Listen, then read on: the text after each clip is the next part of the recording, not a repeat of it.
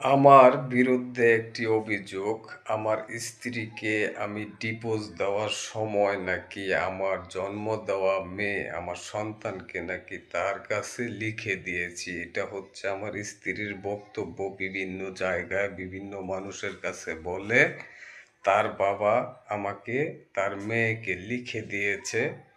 আসলে আপনারা বলেন, কারো বাবার সম্পত্তি যদি কেউ কারো নামে লিখে দেয়, তাহলে আইনিক একটা ব্যবস্থা আছে। আইনিক স্ট্যাম্প লাগে। স্ট্যাম্পের মধ্যে একজন উকিল ধারায় এই স্ট্যাম্পটাকে লিখতে হয়। তারপরে এই পক্ষের ওই পক্ষের ২ পক্ষের সাক্ষীর প্রয়োজন হয়। সাক্ষী ২ পক্ষের সাক্ষীদের সাইন লাগে।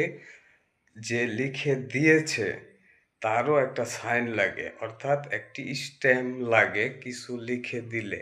আমি স্ট্যাম্প ছাড়া আমার স্ত্রীকে কিভাবে আমার মেয়েকে আমি লিখে দিলাম? আমার স্ত্রী এই বিভ্রান্তিকর কথাগুলো বিভিন্ন জায়গায় ছড়াচ্ছে। আমি ওই খানকি মাগিকে বলতে চাই, এই খানকি মাগি, কোন স্ট্যাম্পের মধ্যে আমি আমার মেয়েকে তোর কাছে লিখে দিয়েছি? তুই যদি এক বাপের জন্ম হয়ে থাকিস, তাহলে সেই স্ট্যাম্পটা নিয়ে আয় আমার কাছে।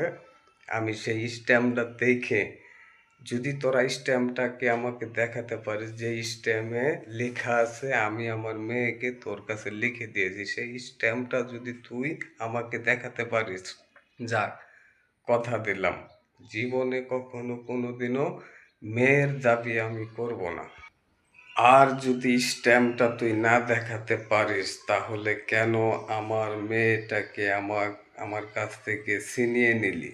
তোরা তো বেহায়া, তোরা তো বেশ্যা, তোদের তো মিথ্যে কথা তোদের বলা